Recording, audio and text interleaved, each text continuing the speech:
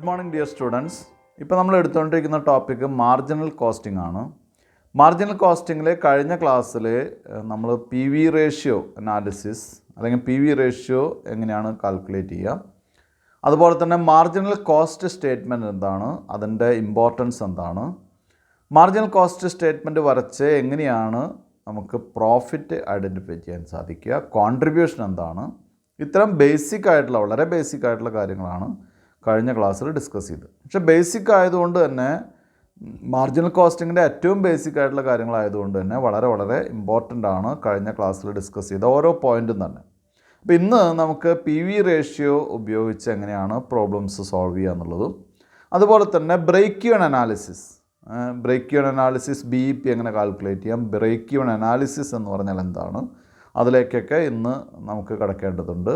എന്തായാലും ഞാൻ ആദ്യം തന്നെ പി വി റേഷ്യോ പ്രോബ്ലംസിലേക്ക് പോവുകയാണ്. പ്രോബ്ലം ഞാൻ വായിക്കാം, കുട്ടികൾ ശ്രദ്ധിക്കാം. പേജ് നമ്പർ 223 ഇല്ലസ്ട്രേഷൻ 9 ആണ് ഇന്ന് നമുക്ക് തുടങ്ങാനുള്ള പ്രോബ്ലം എന്ന് പറയുന്നത്. ഞാൻ പ്രോബ്ലം വായിക്കാം. From the following information calculate P V ratio. Sales 2,50,000, direct material 70,000, direct wages 50,000, variable overheads 30,000, fixed overheads 50,000. അപ്പോൾ ഇത്രയാണ് നമുക്ക് തന്നിട്ടുള്ളത്. സെയിൽസ് തന്നിട്ടുണ്ട്, വേരിയബിൾ കോസ്റ്റ് 3 ഐറ്റമായിട്ട് തന്നിട്ടുണ്ട്. Direct material, wages, variable overhead, ഇത് മൂന്നും കൂടിയതാണ് വേരിയബിൾ കോസ്റ്റ് എന്ന് പറയുന്നത്, അല്ലെങ്കിൽ വേരിയബിൾ കോസ്റ്റ് അല്ലെങ്കിൽ മാർജിനൽ കോസ്റ്റ് എന്ന് പറയുന്നത് ഇത് മൂന്നും കൂടിയതാണ്. അപ്പോൾ സെയിൽസിൽ നിന്ന് വേരിയബിൾ കോസ്റ്റ് കുറച്ചാൽ നമുക്ക് എന്ത് കിട്ടും? കോൺട്രിബ്യൂഷൻ കിട്ടും. കോൺട്രിബ്യൂഷനിൽ നിന്ന് ഫിക്സഡ് കോസ്റ്റ് കുറച്ചാലാണ് പ്രോഫിറ്റ് കിട്ടുക. പക്ഷേ ഇവിടെ നമ്മളോട് ചോദിച്ചിട്ടുള്ളത് പി വി റേഷ്യോ ആണ്. അപ്പോൾ P V ratio equal to എന്താണ്? C divide by S into 100. Contribution divided by sales into 100 ആണ് എന്തെന്ന് പറയുന്നത് പി വി റേഷ്യോ എന്ന് പറയുന്നത്, അല്ലേ? അപ്പോൾ അവിടെ താഴെ എഴുതി വയ്ക്കുക, P V ratio equal to C divide by S into 100.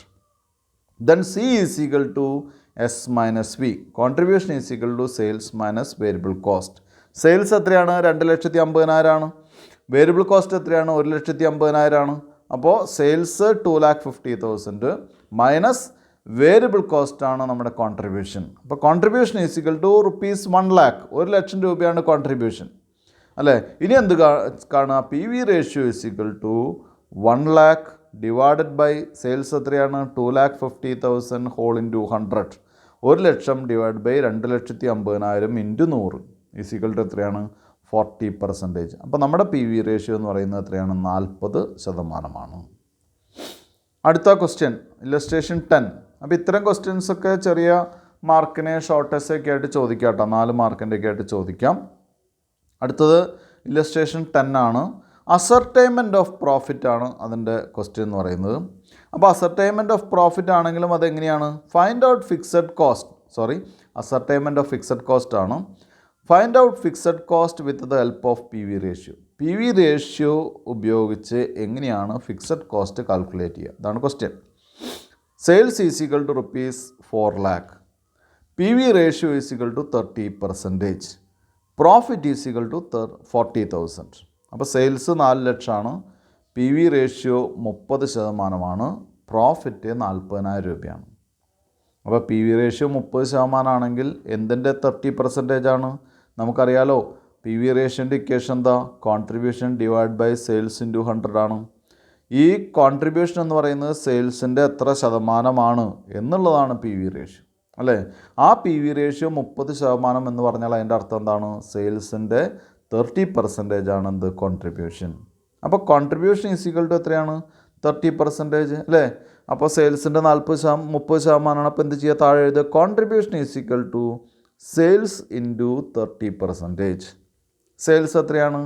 4,00,000 ആണ്. 4,00,000 ഇൻറ്റു 30% ഈക്വൽ ടു റുപ്പീസ് 1,20,000 ആണ് contribution. Then fixed cost equal to contribution minus profit. Fixed cost കാണാൻ എന്ത് ചെയ്താൽ മതി? കോൺട്രിബ്യൂഷനിൽ നിന്ന് പ്രോഫിറ്റ് കുറച്ച് കഴിഞ്ഞാൽ നമുക്ക് എന്ത് കിട്ടും? ഫിക്സഡ് കോസ്റ്റ് കിട്ടും കേട്ടോ. ഇപ്പോൾ വളരെ സിമ്പിളായിട്ട് ചെയ്തു. കോൺട്രിബ്യൂഷൻ എത്രയാണ്? 1,20,000 ആണ്. പ്രോഫിറ്റ് എത്രയാണ്? കോൺട്രിബ്യൂഷൻ 1,20,000 മൈനസ് 40,000 ഈക്വൽ ടു 80,000 ആണ് നമ്മുടെ ഫിക്സഡ് കോസ്റ്റ് കേട്ടോ. അപ്പോൾ അത് വളരെ ഈസി ക്വസ്റ്റ്യൻ ആണ്, ശ്രദ്ധിക്കുക. അടുത്ത ഇല്ലസ്ട്രേഷൻ 11 ആണ്. From the following information calculate sales. ഈ ഇൻഫർമേഷനിൽ നിന്ന് സെയിൽസ് കണ്ടുപിടിക്കണം. കോൺട്രിബ്യൂഷൻ ₹2,40,000. PV ratio 30%. ഇത് കുറച്ചുകൂടി അത്ര ഡയറക്റ്റ് ക്വസ്റ്റൻ അല്ല, എന്നാലും നമുക്ക് ചെയ്യാൻ പറ്റും. PV ratio 30%. 30% എന്ന് പറയുന്നത് നമ്മുടെ റിസൾട്ടാണ്. കോൺട്രിബ്യൂഷൻ എന്ന് പറയുന്നത് 2,40,000 ആണ്. അപ്പോൾ എന്ത് ചെയ്യുക? ആദ്യം തന്നെ ഇക്വേഷൻ എഴുതി വയ്ക്കുക. എന്താണ്? Sales is equal to contribution divided by PV ratio. Sales is equal to contribution divided by PV ratio. Then is equal to contribution എത്രയാണ്? 2,40,000 ഡിവൈഡഡ് ബൈ PV റേഷ്യോ എത്രയാണ്? 30/100. 30/100 എന്ന് പറയുമ്പോൾ തിരിച്ചിട്ട് മൾട്ടിപ്ലൈ ചെയ്യേണ്ടി വരും. അത് സോൾവ് ചെയ്യുമ്പോൾ നമുക്ക് എത്രയാണ് കിട്ടുക? ₹8 lakh ആണ് ആൻസർ കിട്ടുക കേട്ടോ. അപ്പോൾ സോൾവ് ചെയ്ത് നോക്കുക.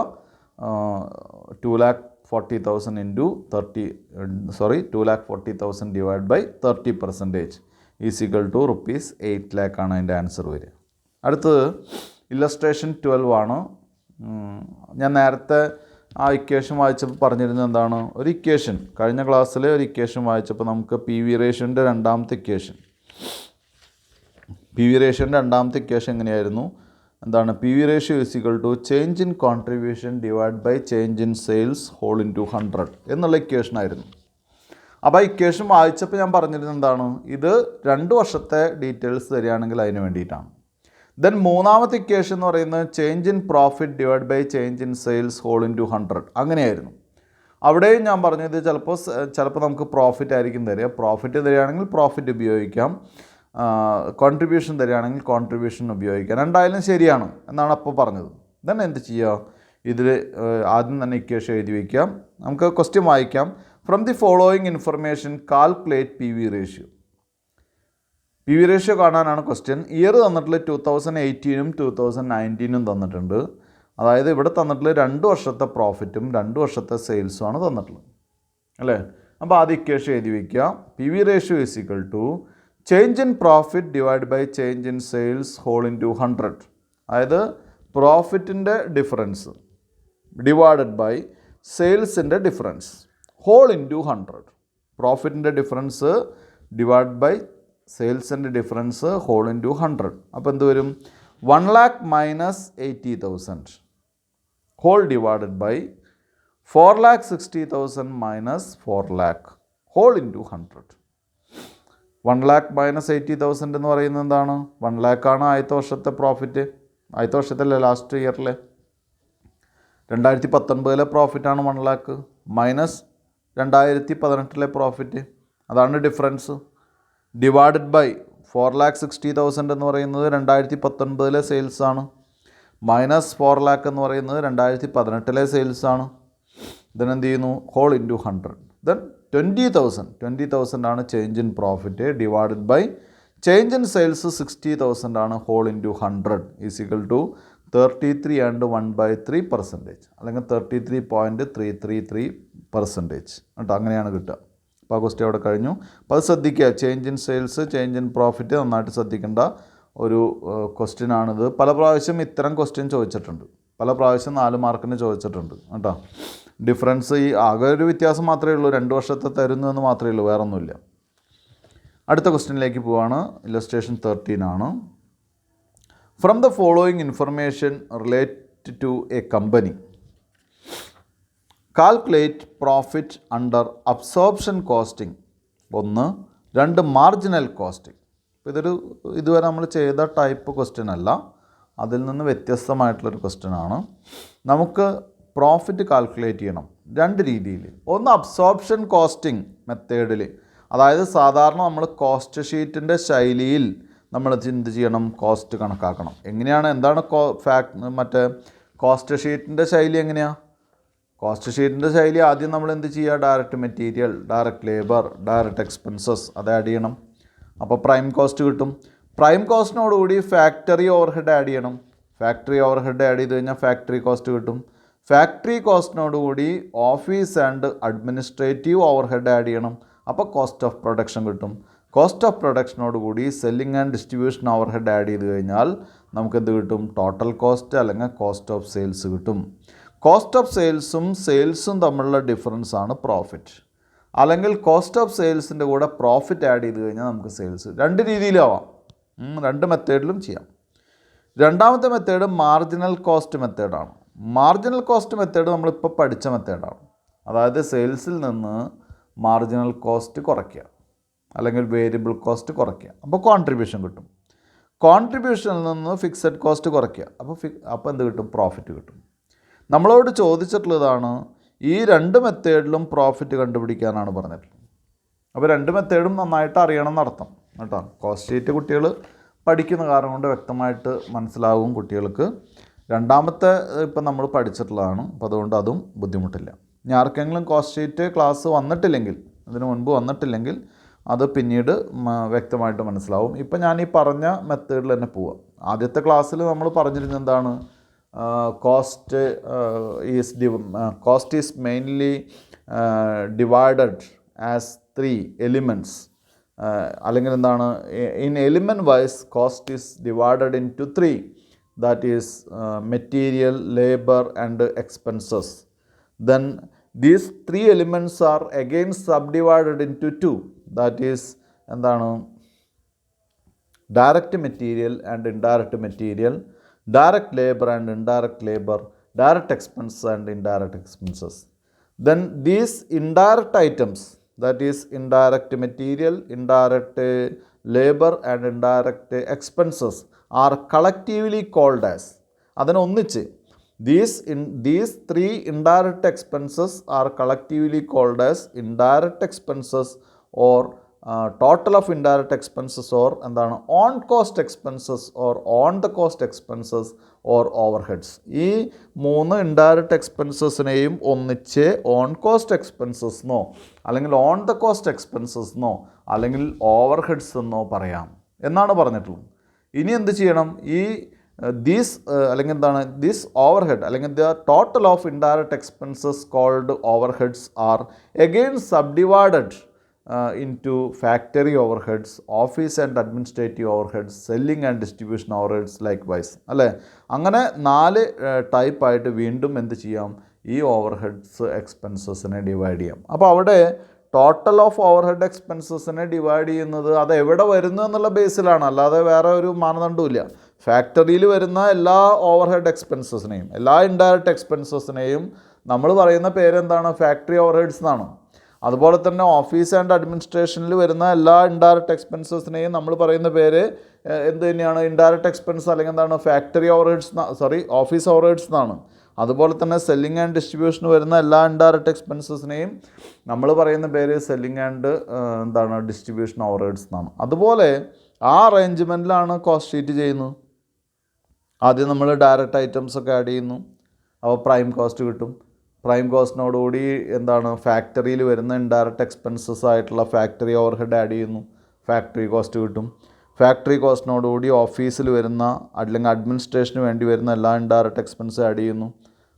അതിൻ്റെ പേരാണ് ഓഫീസ് ആൻഡ് അഡ്മിനിസ്ട്രേറ്റീവ് ഓവർഹെഡ്സ്. അത് ആഡ് ചെയ്യുമ്പോൾ നമുക്ക് കോസ്റ്റ് ഓഫ് പ്രൊഡക്ഷൻ കിട്ടുന്നു. കോസ്റ്റ് ഓഫ് പ്രൊഡക്ഷൻ കിട്ടിക്കഴിഞ്ഞാൽ പിന്നെ selling and distribution expense add ചെയ്ത് കഴിഞ്ഞാൽ ടോട്ടൽ കോസ്റ്റ് കിട്ടുന്നു. ടോട്ടൽ കോസ്റ്റ് കിട്ടിക്കഴിഞ്ഞാൽ സെല്ലിംഗ് പ്രൈസും ടോട്ടൽ കോസ്റ്റ് ആയിട്ടുള്ള ഡിഫറൻസ് ആണ് നമ്മുടെ പ്രോഫിറ്റ് എന്ന് പറയുന്നത്. അല്ലെങ്കിൽ പ്രോഫിറ്റ് കണ്ട് ആഡ് ചെയ്ത് കഴിഞ്ഞാൽ സെല്ലിംഗ് പ്രൈസ് കിട്ടും. അത്രയേ ഉള്ളൂ. അതാണ് കോസ്റ്റ് ഷീറ്റ് മെത്തേഡ്. അതിനെയാണ് നമ്മളിവിടെ എന്തായിട്ട് പറയുന്നത്? അബ്സോർപ്ഷൻ കോസ്റ്റിംഗ് എന്ന് പറയുന്നത്. അത് അബ്സോർബ് ചെയ്യാണ്, കോസ്റ്റ് അബ്സോർബ് ചെയ്യാണ്. അപ്പോൾ ഈ രണ്ട് മെത്തേഡിൽ അബ്സോർപ്ഷൻ കോസ്റ്റിങ്ങിലും മാർജിനൽ കോസ്റ്റിംഗ് മെത്തേഡിലും നമ്മൾ എന്ത് ചെയ്യണം? ഈ പ്രോബ്ലം ചെയ്യണം എന്നാണ് പറഞ്ഞിട്ടുള്ളത്. ഔട്ട്പുട്ട് ഞാൻ പ്രോബ്ലം വായിക്കാൻ പോവുകയാണ്. Output 5000 units, direct materials 15,000, direct labour cost 10,000, direct expenses 2,500.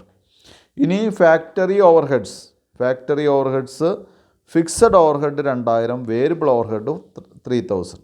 2000, 3000 അതിൽ മാറ്റമൊന്നും വലിയ വ്യത്യാസം, നമ്മളിവിടെ ഫ്ലെക്സിബിൾ ഒന്നുമല്ലോ, അപ്പോൾ ഡയറക്റ്റ് എഴുതിയാൽ മതി. Office and administration overhead fixed ആണ് 4000, selling and distribution overheads fixed ആണ് 1000, വേരിയബിൾ 2500. സെയിൽസ് നമുക്ക് തന്നിട്ടുണ്ട്. എത്രയാണ് sales? 5000 units at the rate of ₹10 per unit. 5000 unit 10 രൂപയിൽ എന്ന് പറയുമ്പോൾ സെയിൽസ് 50,000 രൂപയാണ് സെയിൽസ്.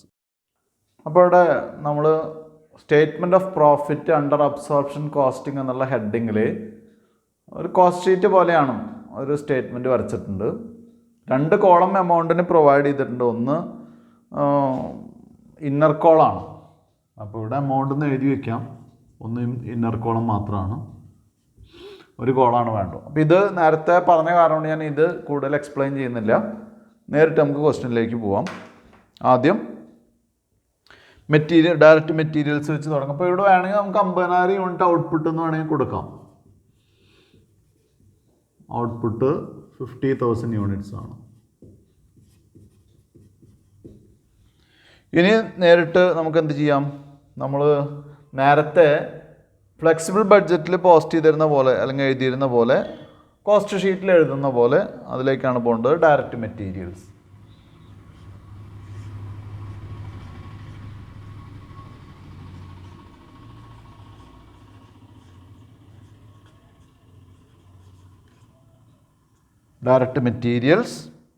ഡയറക്റ്റ് മെറ്റീരിയൽസ് നമുക്ക് നേരിട്ട് എഴുതാം, കാരണം അത് മുഴുവനായിട്ടും വേരിയബിൾ ആണ്.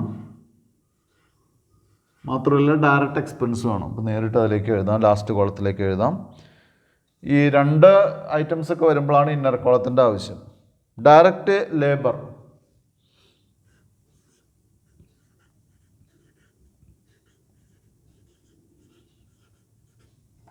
ഡയറക്റ്റ് ലേബർ എന്ന് പറയുന്നത് ഡയറക്റ്റ് ലേബർ കോസ്റ്റ് 10,000 ആണ്.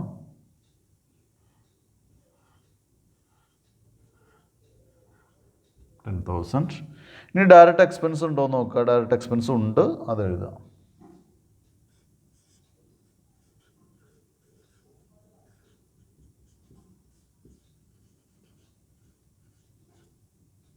ഡയറക്റ്റ് എക്സ്പെൻസസ് 2,500, 2,500 ആണ്. ഇതാണ് ടോട്ടൽ ചെയ്യുന്ന സമയത്ത്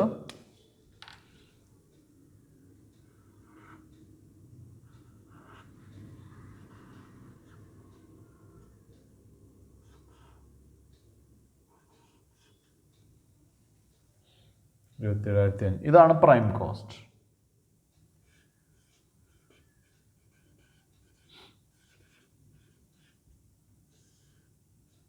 ഇതാണ് പ്രൈം കോസ്റ്റ്. ഇനി എന്ത് ചെയ്യാം? ആഡ് നമ്മുടെ മറ്റ് ഐറ്റംസ്, അതായത് ഫാക്ടറി ഓവർഹെഡ്സ്. ഫാക്ടറിയിൽ വരുന്ന ഇൻഡയറക്റ്റ് എക്സ്പെൻസ് ആണ്. ആഡ്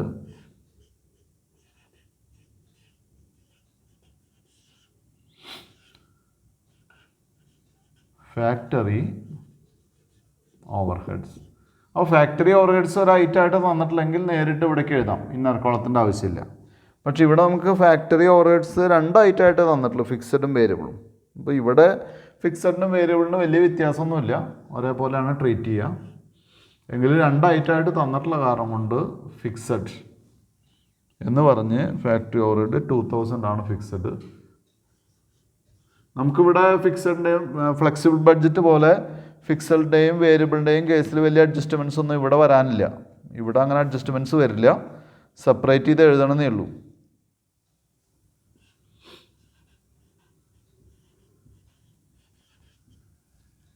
വേരിയബിൾ 3,000 ആണ്.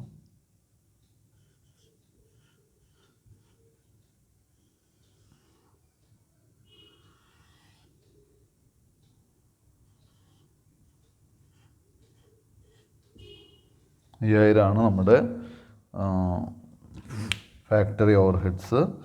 ഫാക്ടറി ഓവർഹെഡ്സ് ആഡ് ചെയ്ത് കഴിഞ്ഞാൽ നമുക്ക് കിട്ടുന്ന റിസൾട്ട് ഫാക്ടറി കോസ്റ്റ് ആണ്. അതിലൊന്നും മാറ്റില്ല.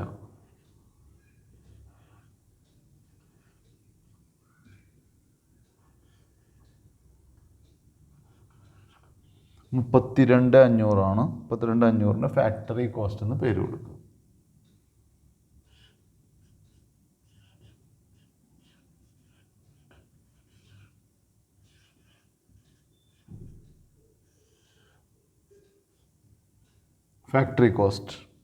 ഫാക്ടറി കോസ്റ്റ് കിട്ടിക്കഴിഞ്ഞാൽ അടുത്തതായിട്ട് office and administrative overheads add ചെയ്യാം.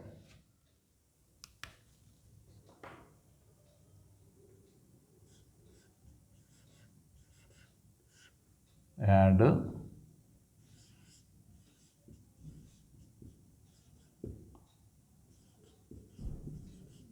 ഓഫീസ്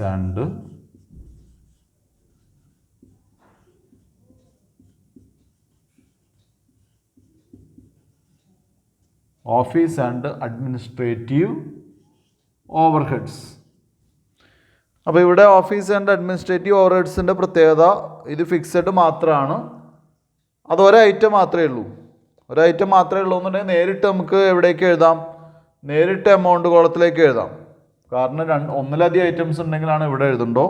അപ്പോൾ ഇവിടെ ഒരു ഐറ്റം ഉള്ളത് 4000 ആണ്. നേരിട്ട് നമുക്ക് ലാസ്റ്റ് കോളത്തിലേക്ക് എഴുതാം.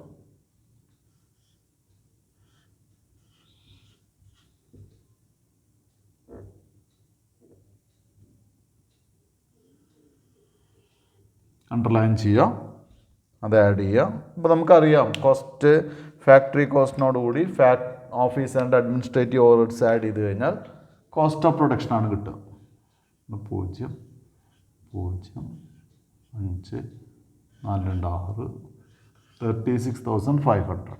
അതിന് പേര് കൊടുക്കുക cost of production.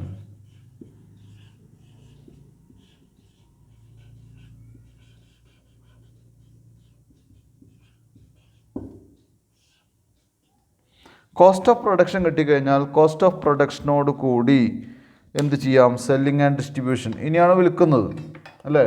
Cost of production എന്ന് പറഞ്ഞാൽ വർക്ക് കഴിഞ്ഞു, ഫിനിഷ്ഡ് പ്രോഡക്റ്റ് ആയി കഴിഞ്ഞു. ഇനിയാണ് അത് സെയിൽ ചെയ്യുന്നത്. അപ്പോൾ അവിടെയാണ് സെല്ലിംഗ് ആൻഡ് ഡിസ്ട്രിബ്യൂഷൻ എക്സ്പെൻസ് വരുന്നത്. ആഡ്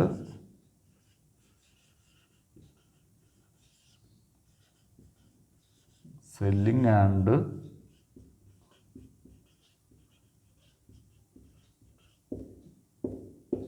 ഡിസ്ട്രിബ്യൂഷൻ ഓവർഹെഡ്സ് എന്ന് എഴുതാം, അല്ലെങ്കിൽ എക്സ്പെൻസ്. നമുക്ക് തന്നിട്ടുള്ള എന്താണോ അതെല്ലാം എഴുതാം, expense. Selling and distribution expense നമുക്ക് 2 ഐറ്റമായിട്ടാണ് തന്നിട്ടുള്ളത്. ഓവർഹെഡ്സ് തന്നെയാണ് പറഞ്ഞിട്ടുള്ളത്. അപ്പോൾ ഓവർഹെഡ്സ് മാത്രമല്ല ഇത് ഇവിടെ 2 ഐറ്റമായിട്ട് തന്നിട്ടുണ്ട്. അപ്പോൾ താഴേക്ക് ലിസ്റ്റ് ചെയ്യണം. Selling and distribution overheads fixed തന്നിട്ടുണ്ട്, വേരിയബിളും തന്നിട്ടുണ്ട്. ഫിക്സഡ് 1000 ആണ്. 1000. വേരിയബിൾ 2500.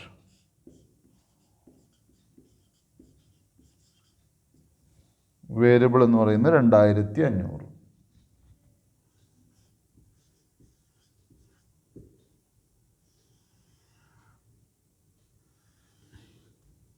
അപ്പം 3500.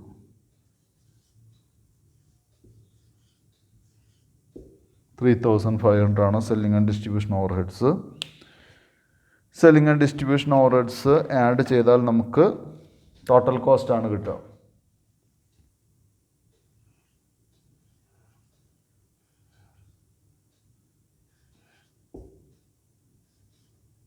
₹40,000 വരുന്നത്. 40,000 ടോട്ടൽ കോസ്റ്റ്. അപ്പോൾ ഇതിൻ്റെ മുഴുവൻ കോസ്റ്റായി ടോട്ടൽ കോസ്റ്റ്. ടോട്ടൽ കോസ്റ്റ് എന്ന് മാത്രമല്ല, ഇതിനെ കോസ്റ്റ് ഓഫ് സെയിൽസ് എന്നുകൂടി പറയും.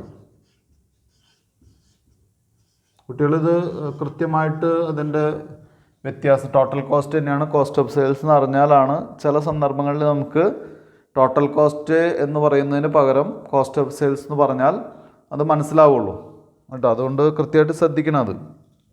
ഇനി നമുക്ക് ശ്രദ്ധിക്കേണ്ടത്, നമുക്ക് പ്രോഫിറ്റ് പറഞ്ഞിട്ടുണ്ടോ? പ്രോഫിറ്റ് പറഞ്ഞിട്ടുണ്ടെങ്കിൽ പ്രോഫിറ്റ് ആഡ് ചെയ്യണം. അതല്ല സെയിൽസ് ആണോ തന്നിട്ടുള്ളത്? സെയിൽസ് ആണെങ്കിൽ പ്രോഫിറ്റ് എഴുതി, പ്രോഫിറ്റ് എന്ന് എഴുതി വെച്ച് സ്പേസ് വിടുക. എന്നിട്ട് എന്ത് ചെയ്യുക? സെയിൽസ് ആണെങ്കിൽ സെയിൽസ് അവിടെ താഴെ എഴുതുക.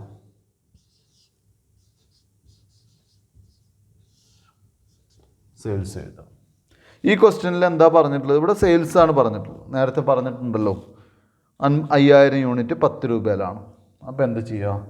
സെയിൽസ് നമുക്ക് 5000 യൂണിറ്റ് 10 രൂപയിലാകുമ്പോൾ നേരത്തെ നമ്മൾ പറഞ്ഞതാണ് ക്വസ്റ്റ്യൻ വായിക്കുമ്പോൾ 50,000 രൂപയാണ് സെയിൽസിൻ്റെ എമൗണ്ട്. ഡബിൾ ലൈൻ ചെയ്യാം. ദെൻ അതിൻ്റെ ബാലൻസ് അല്ലെങ്കിൽ അതിൻ്റെ ടോട്ടൽ കോസ്റ്റും സെയിൽസും നമ്മൾ എന്ത് ചെയ്യുക? ബാലൻസ് ചെയ്ത് കഴിഞ്ഞാൽ നമുക്ക് മനസ്സിലാവും 10,000 രൂപയാണ് പ്രോഫിറ്റ്. അപ്പോൾ എന്താണ് അബ്സോർപ്ഷൻ കോസ്റ്റിംഗ് മെത്തേഡ് നമ്മുടെ പ്രോഫിറ്റ് എത്രയാണ്? 10,000 റുപ്പീസാണ്. കോസ്റ്റ്, ടോട്ടൽ കോസ്റ്റ് 40,000 ആണ്. അപ്പോൾ ഇത് ഈ മെത്തേഡിന് അബ്സോർപ്ഷൻ കോസ്റ്റിംഗ് മെത്തേഡ് എന്ന് പറയാം, കോസ്റ്റ് ഷീറ്റ് മെത്തേഡ് എന്ന് പറയാം കേട്ടോ. പല മെത്തേഡുകളുണ്ട്. പക്ഷേ ഇവിടെ ഏറ്റവും കൂടുതൽ ശ്രദ്ധിക്കേണ്ടത് ഇത് കോസ്റ്റ് ഷീറ്റിൻ്റെ ഫോം കുട്ടികൾക്ക് മനസ്സിലുണ്ടായിരിക്കണം. ഇത് നിങ്ങൾക്ക് കോസ്റ്റ് ഷീറ്റ് പഠിക്കുന്ന, നമ്മൾ ഓൾറെഡി ഫ്ലെക്സിബിൾ കോസ്റ്റിങ്ങിൽ ചെയ്തതാണ്, എങ്കിലും കോസ്റ്റ് ഷീറ്റ് പഠിക്കുന്ന സമയത്ത് വ്യക്തമായിട്ട് മനസ്സിലായിരിക്കും. അപ്പോൾ ഈ ഫോം പഠിച്ചു വയ്ക്കുക എന്നുള്ളതാണ് പ്രധാനപ്പെട്ട കാര്യം. ഇപ്പോൾ ഇവിടെ statement of profit under marginal costing വരച്ചു വെച്ചിട്ടുണ്ട്. ഇത് നമുക്ക് മാർജിനൽ കോസ്റ്റിംഗ് സ്റ്റേറ്റ്മെൻറ്റ് ആയിട്ടാണ് ചെയ്യേണ്ടത്. മാർജിനൽ കോസ്റ്റിംഗ് നമുക്കറിയാം, ഇപ്പോൾ പഠിച്ചിട്ടേ ഉള്ളൂ. സെയിൽസ് മൈനസ് വേരിയബിൾ കോസ്റ്റ്, അപ്പോൾ നമുക്ക് കോൺട്രിബ്യൂഷൻ കിട്ടും. Contribution minus fixed cost is equal to profit. അത്രയേ ഉള്ളൂ. അപ്പോൾ ആദ്യം നമുക്ക് സെയിൽസ് എഴുതാം.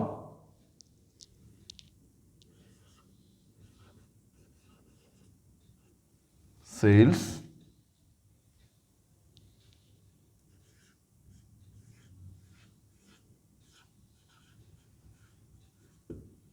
(5,000 units at the rate of rupees 10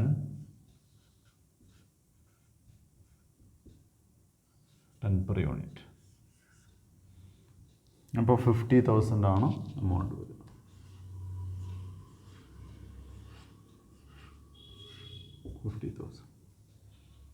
less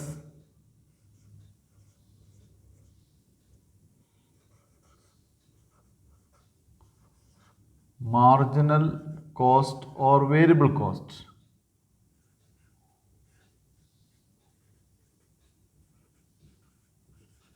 marginal cost എന്നും പറയാം, നമുക്ക് വേരിയബിൾ കോസ്റ്റ് എന്നും പറയാം.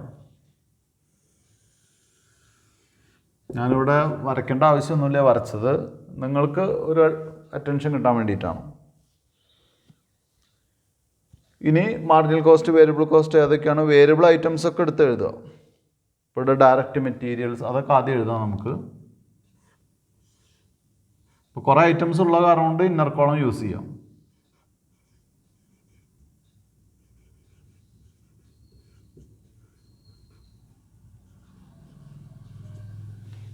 Direct materials 15,000.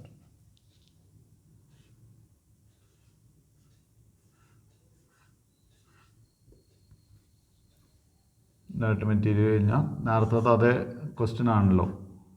അപ്പോൾ നേരത്തെ നമുക്ക് ഡയറക്റ്റ് ലേബർ ഉണ്ട്. Direct labour cost 10,000.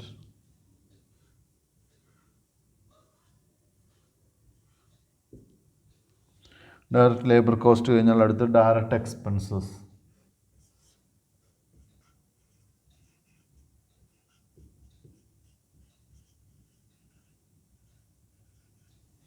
Direct expenses 2,500.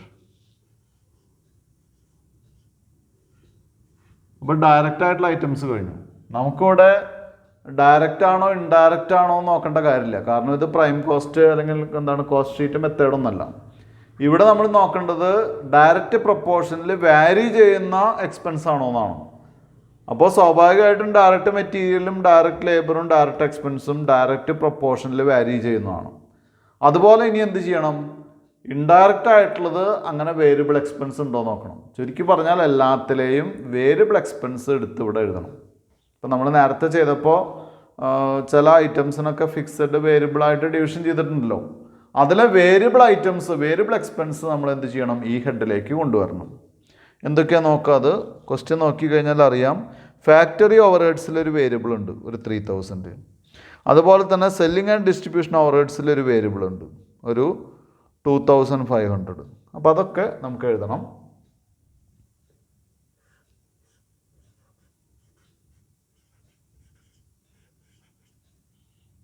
Variable factory overheads.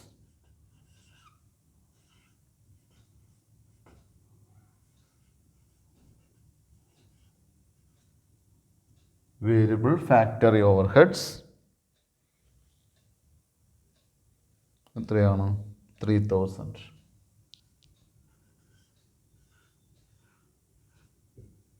ഇനി ഓഫീസ് ആൻഡ് അഡ്മിനിസ്ട്രേഷൻ ഫിക്സഡ് മാത്രമേ ഉള്ളൂ, അപ്പോൾ അത് എടുക്കണ്ട. ഇനി വേരിയബിളിൽ സെല്ലിംഗ് ആൻഡ് ഡിസ്ട്രിബ്യൂഷനാണ്, അപ്പോൾ അത് എഴുതാം.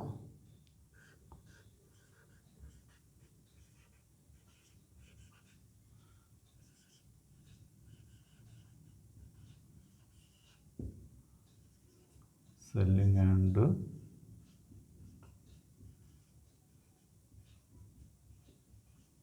ഡിസ്ട്രിബ്യൂഷൻ, സ്ഥലമില്ലാത്തതുകൊണ്ട് overheads. Variable selling and distribution overheads 2500, 2500. അപ്പോൾ ഇവിടെ 1 2 3 4 5 5 റൈറ്റ്. ഇനി എന്ത് ചെയ്യുക? അണ്ടർലൈൻ ചെയ്യാം, അത് ആഡ് ചെയ്യുക. 15 10 25 25 5 30 33,000. 15 10 25 5 30 33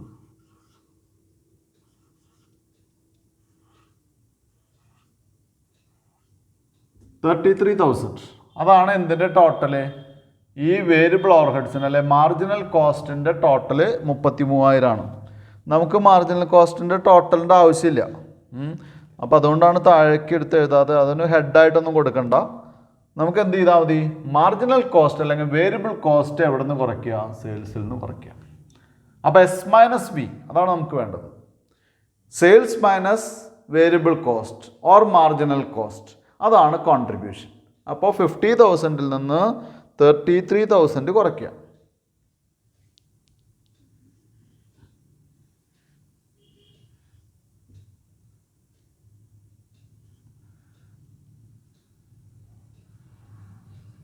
$17,000 അതിനെയാണ് നമ്മൾ എന്തായിട്ട് പറയുന്നത്?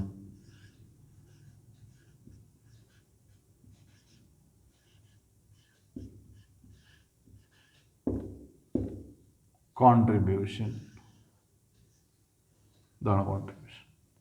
ഇനി എന്ത് ചെയ്താൽ മതി? കോൺട്രിബ്യൂഷനിൽ നിന്ന് ഫിക്സഡ് കോസ്റ്റ് കുറച്ചാൽ പ്രോഫിറ്റ് കിട്ടും, അല്ലെങ്കിൽ കോൺട്രിബ്യൂഷനിൽ നിന്ന് പ്രോഫിറ്റ് കുറച്ചാൽ ഫിക്സഡ് കോസ്റ്റ് കിട്ടും. അപ്പോൾ അതിനെ നേരത്തെ നമ്മൾ പഠിച്ച ഇക്വേഷൻസ് ഉണ്ട്, ഞാൻ ഒന്ന് എക്സ്പ്ലെയിൻ ചെയ്തിട്ട് അടുത്തേക്ക് പോകാം. നേരത്തെ നമ്മൾ ടെക്സ്റ്റിൽ വായിച്ചു പോകാണല്ലോ ചെയ്തത്. S minus V is equal to C. S എന്ന് പറയുന്നത് എന്താ? സെയിൽസ് മൈനസ് വേരിയബിൾ കോസ്റ്റ് ആണ്. കുറച്ച് കഴിഞ്ഞാൽ കോൺട്രിബ്യൂഷൻ കിട്ടും. ഇതാണ് contribution. S minus V is equal to contribution. ഈ കോൺട്രിബ്യൂഷൻ എന്ന് പറയുന്നത് എന്താണ്? കോൺട്രിബ്യൂഷൻ എന്ന് പറയുന്നത് എഫ് സി പ്ലസ് പ്രോഫിറ്റ് ആണ്. എന്താ F C? Fixed cost plus profit. അപ്പോൾ അതിന് നമ്മൾ കുറച്ചുകൂടി ബേസിക് ആയിട്ട് പോകേണ്ടി വരും.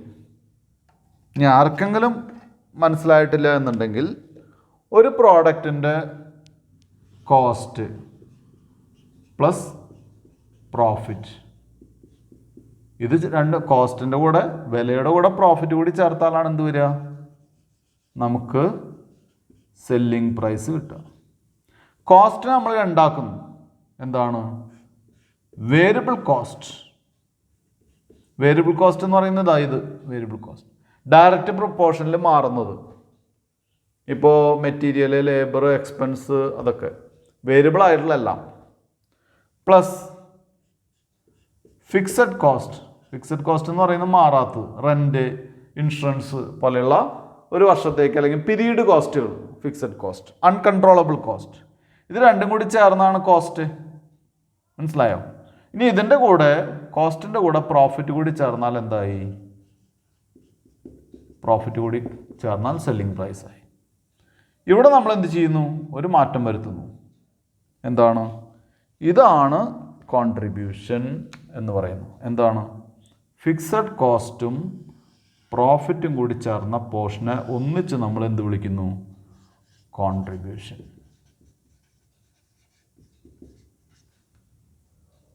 അപ്പോൾ സെയിൽസിൽ നിന്ന് വേരിയബിൾ കോസ്റ്റ് കുറച്ചാൽ എന്ത് കിട്ടും? കോൺട്രിബ്യൂഷൻ കിട്ടും. അതായത് variable cost, fixed cost, profit കൂടി ചേർന്നാണ് സെല്ലിംഗ് പ്രൈസ്. ഇതിലെ ഫിക്സഡ് കോസ്റ്റും പ്രോഫിറ്റും കൂടി ചേർന്ന പോർഷൻ നമ്മൾ കോൺട്രിബ്യൂഷൻ എന്ന് വിളിക്കുന്നു. അതായത് പ്രോഫിറ്റിൻ്റെ മുകളിലുള്ള ചാർജാണ് ഫിക്സഡ് കോസ്റ്റ്, അല്ലെങ്കിൽ രണ്ടിനും കൂടി ഒന്നിച്ചാണ് കണക്കാക്കുന്നത്. വേരിയബിൾ കോസ്റ്റ് മാത്രമാണ് നമ്മൾ ഡിസിഷൻ മേക്കിങ്ങിന് എടുക്കുന്നത്. അതുകൊണ്ടാണ് ഇങ്ങനെ വരുന്നത്. അപ്പോൾ സെല്ലിംഗ് പ്രൈസിൽ നിന്ന് വേരിയബിൾ കോസ്റ്റ് കുറച്ചാൽ കോൺട്രിബ്യൂഷൻ കിട്ടും.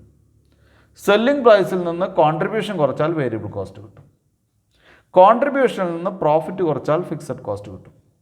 കോൺട്രിബ്യൂഷനിൽ നിന്ന് ഫിക്സഡ് കോസ്റ്റ് കുറച്ചാൽ പ്രോഫിറ്റ് കിട്ടും. ഇത് കണക്റ്റഡ് ആണ്. മനസ്സിലായോ? Is equal to S minus V. Contribution is equal to S minus V. മനസ്സിലായോ? അപ്പോൾ ഇത് ഇത്രയേ ഉള്ളൂ. ഞാനൊന്ന് എക്സ്പ്ലെയിൻ ചെയ്തൊന്ന് മാത്രം ഇത് എഴുതുന്നതിന് മുമ്പ്. നേരത്തെ എക്സ്പ്ലെയിൻ ചെയ്താണ്, പക്ഷേ ടെക്സ്റ്റ് വെച്ചിട്ടാണ്, ബോർഡിലല്ല ചെയ്തത്. അതുകൊണ്ട് മാത്രമാണ് ഇപ്പോൾ ചെയ്തത്. കോൺട്രിബ്യൂഷൻ കിട്ടിക്കഴിഞ്ഞാൽ പിന്നെ എന്ത് ചെയ്യാം? പിന്നെ എളുപ്പമാണ്. നമുക്കറിയാം എന്താണ് കാണേണ്ടത്. ഇപ്പോൾ പ്രോഫിറ്റാണ് കാണേണ്ടതെങ്കിൽ ലെസ് ഫിക്സഡ് കോസ്റ്റ് ആണ്, അല്ലേ? ഇപ്പോൾ കോൺട്രിബ്യൂഷൻ കിട്ടിക്കഴിഞ്ഞാൽ നമ്മൾ എന്ത് ചെയ്യാം? ലെസ്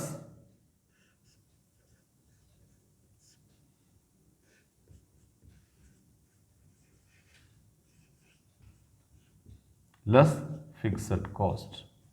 ഫിക്സഡ് കോസ്റ്റും കുറച്ച് അധികം ഐറ്റംസ് ഉണ്ട്. അപ്പോൾ അതുകൊണ്ടാണ് ഇവിടെ കോളം ഇട്ടിട്ടുള്ളത്. ഫിക്സഡ് കോസ്റ്റ് അധികം ഐറ്റംസ് ഉണ്ടെന്ന് പറഞ്ഞാൽ ഇപ്പോൾ എന്താണ്? ഫാക്ടറി ഓവർഹെഡ്സ് ഫിക്സഡ് ഉണ്ട്.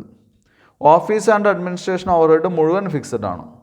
സെല്ലിംഗ് ആൻഡ് ഡിസ്ട്രിബ്യൂഷൻ ഓവർഹെഡിൽ ഫിക്സഡ് ഉണ്ട്. അപ്പോൾ 3 ഐറ്റം ഓൾറെഡി ഉണ്ട് കേട്ടോ. അതെടുത്ത് എഴുതിയാൽ മതി. അപ്പോൾ ആദ്യം തന്നെ നമുക്ക് ഫിക്സഡ് ഫാക്ടറി ഓവർഹെഡ്സ് എഴുതാം.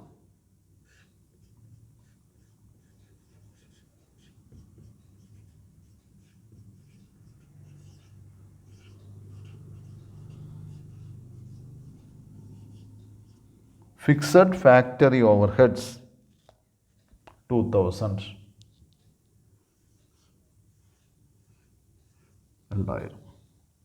അടുത്തത് fixed office and administrative overheads.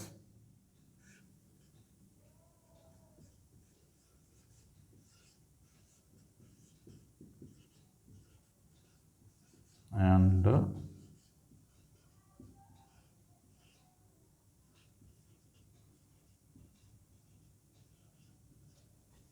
Fixed office and ഞാൻ അഡ്മിൻ എഴുതിയിട്ടുള്ളൂ കേട്ടോ.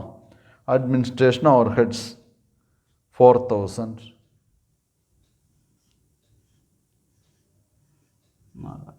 അടുത്തത് fixed selling and distribution overhead.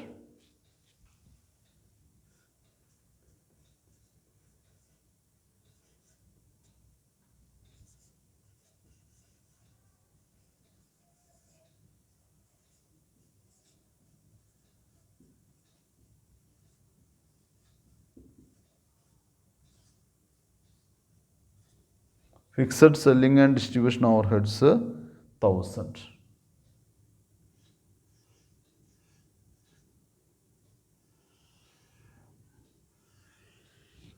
അപ്പോൾ 4 2 6 1 7 7000.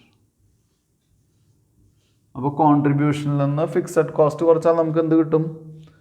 പ്രോഫിറ്റ് കിട്ടും. നേരത്തെ കണ്ടതല്ലേ? 7000 കുറച്ചാൽ നമുക്ക് 17 നിന്ന് 7 കുറച്ചാൽ 10,000. നേരത്തേതിനും 10,000 ആണ് കിട്ടിയത്. അപ്പോൾ ഇവിടെ സെയിം ആണ്.